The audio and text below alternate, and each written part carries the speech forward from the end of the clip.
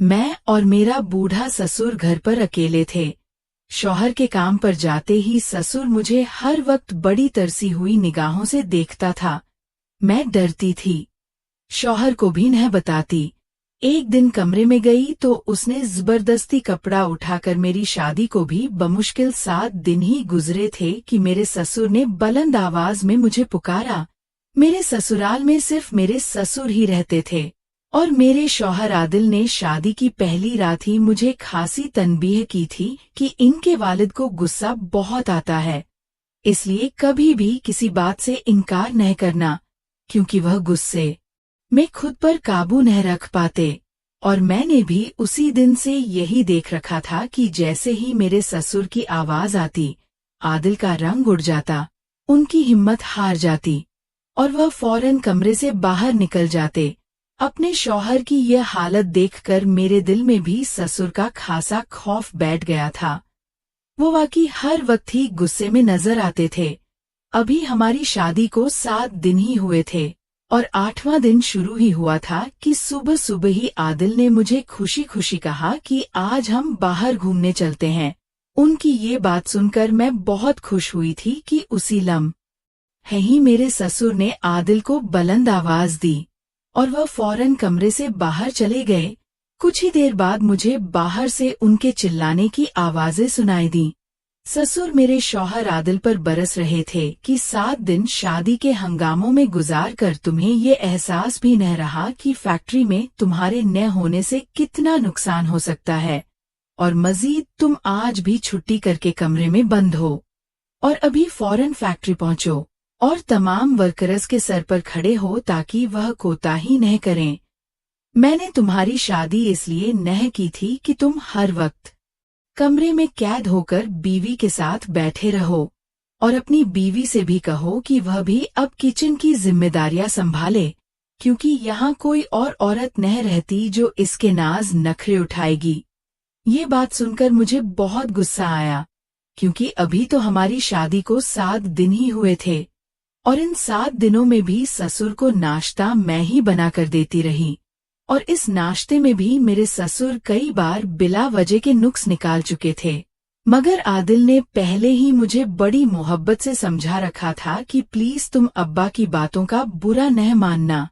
मैं तो पहले ही इस सोच में गुम थी कि आखिर ससुर का मिजाज ऐसा क्यों है, मगर आज का शोर शराबा सुनकर तो मैं मजीद घबरा गई थी। जब आदिल वापस कमरे में आए तो उनका चेहरा उतरा हुआ था। वह कहने लगे, मुझे माफ करना, मुझे फैक्ट्री जाना पड़ेगा। मैंने मुस्कुराकर कहा, कोई बात नहीं, काम पहले, बाहर घूमने हम फिर कभी चले जाएंगे। मैंने कोई एतराज नहीं किया और आदिल फौरन फैक्ट्री चले गए। मैं बेदिली से किचन में आई और बर्तन धोने लगी। शादी के तीसरे दिन ही मैंने खाना भी बनाया था और घर के सारे काम खुद किए थे, क्योंकि मेरे ससुर ने मुलाजिमा को जवाब दे दिया था। कहते थे जब बहू घर में आ गई है तो सफाई भी वही करेगी। खैर फिर मैंने पूरे घर की सफाई भी मुकम्मल कर ली और फिर थकी हारी जैसे ही अपने कमरे में आराम करने के लिए जाने लगी तो मेरे ससुर ने मुझे आवाज देकर बुलाया।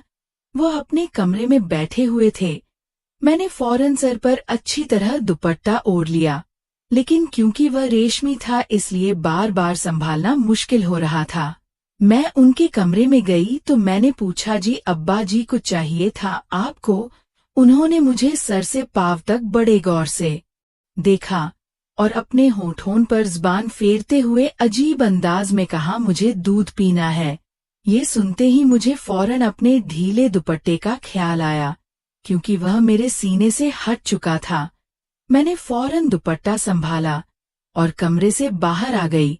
मुझे उनकी निगाहों और अंदाज से अजीब सा एहसास हुआ, क्योंकि ससुर तो बाप की जगह होता है और बाप कभी भी बेटी को इस नजर से नहीं देखता।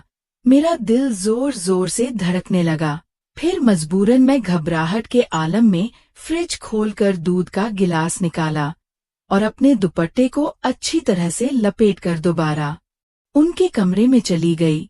साइड टेबल पर दूध का गिलास रखा, लेकिन जैसे ही मैं वापस पलटने लगी तो उन्होंने कहा कि कभी मेरे पास बैठकर भी बात कर लिया करो, क्योंकि इस घर में अब तुम्हारे सिवा कोई न है और मैं सारा दिन तन्हा बैठा रहता हूँ।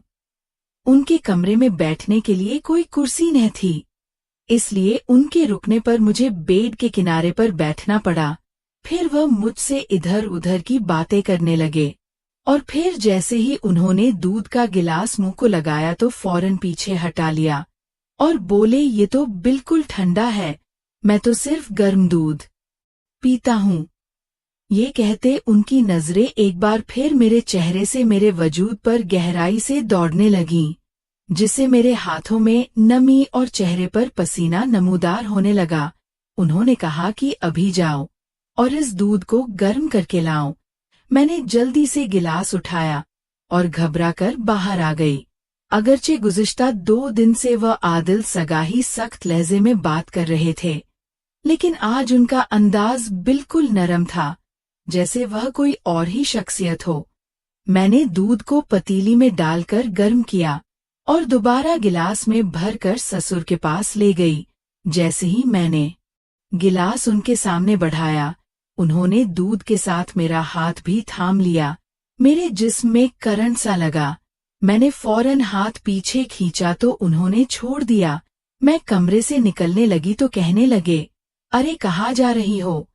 बैठो न मेरे पास, बातें किया करो। इस तन्हाई ने तो अब मुझे और भी ज्यादा सताना शुरू कर दिया है। ये कहते हुए उन्होंने गहरी आह भरी और फिर कहने लगे कि तुमने शादी के अगले रोज जो मरहून रंग का फैंसी जोड़ा पहना था, वह तुम पर बहुत खूबसूरत लग रहा था। आज शाम को वही पहन लेना। उनकी ये फरमाइश सुनकर मुझे शदीद नागवारी महसूस हुई, क्योंकि ये बात तो मेरे शौहर आदिल को कहनी चाहिए थी, न कि मेरे ससुर को। अब तो मेरे ससुर ने रोजाना ही ये मामूल बना लिया था कि जैसे ही आदिल फैक्ट्री चला जाता तो वह फौरन मुझे आवाज देकर अपने कमरे में बुला लेते और मेरे वहां पहुंचते ही वह मुझे अजीब निगाहों से देखते, बार बार अपने खुश होठों पर ज़बान फेरते और फिर कहते कि मुझे दूध पीना है, जरा दूध ला दो। जब मैं दूध का गिलास लेकर जाती तो वह मेरा हाथ थाम लेते और कहते, बहू थोड़ी देर मेरे पास भी बैठ जाया करो और 2-4 बातें भी कर लिया करो। लेकिन मैं उन्हें टालने के लिए मुख्तलिफ बहाने बनाने लगती कि मुझे खाना पकाने का काम है या बर्तन धोने हैं। दरअसल मुझे ये सब कुछ बहुत बुरा लगता था। मेरा दिल अंदर से बेचैन सा हो गया था। सोचने लगी थी कि मुझे इस हवाले से आदिल से जरूर बात करनी चाहिए, लेकिन मैं कैसे करती, क्योंकि वह तो अपने बाप के सामने कांपने लग जाता था। एक लफ्ज भी मुंह से न निकालता था। सर झुकाकर जी अब्बा जी कहता रहता था। उस दिन मैं किचन में खड़ी बर्तन धो रही थी।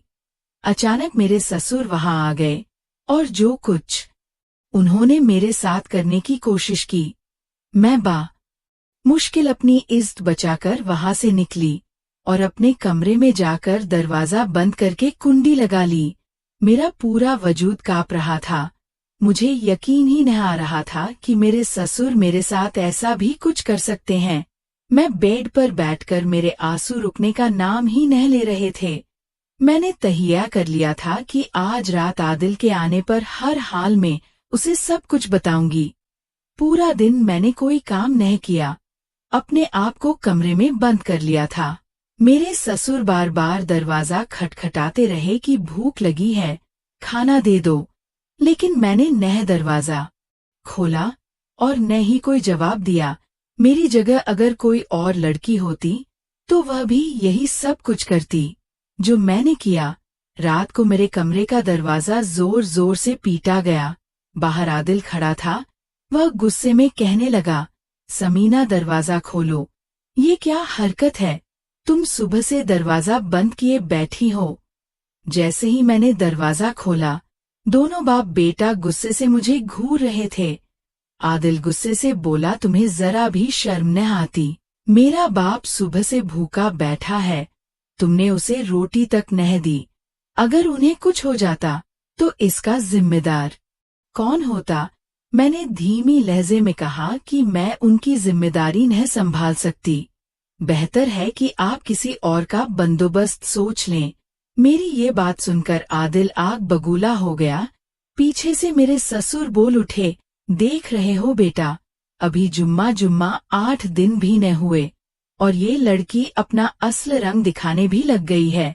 मुझे पहले ही अंदाजा था कि ऐसी लड़कियां शादी के फौरन बाद ही अपने शौहर की लैदगी के ख्वाब देखने लगती हैं। आदिल ने गुस्से से कहा, आज तुमने ये बात कही है, आइंदा अगर मुंह से निकाली तो हाथ में तलाकनामा थमा कर तुम है उसी वक्त रुखसत कर दूंगा। ये सुनकर तो मेरा रंग उड़ गया। मुझे अपनी माँ की बातें याद आने लगीं, जिन्होंने रुखसती के वक्त मुझे कहा था, बेटी कभी भी ससुराल वालों से लड़कर वापस न आना, अपने शौहर और ससुर की हर बात मानना, अपना घर